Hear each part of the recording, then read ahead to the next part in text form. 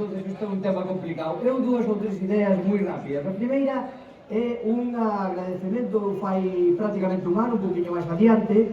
Viñen aquí e me deron a benvida como futuro presidente da Diputación, porque estaba nomeado, pero todavía non estaba designado ou proposto, pero todavía non estaba nomeado. Por lo tanto, o meu primeiro recordo é un recordo agradable, un recordo de vir ao sitio onde prácticamente tuven un primeiro acto non oficial, pero sí oficioso, e así foi recoñecido.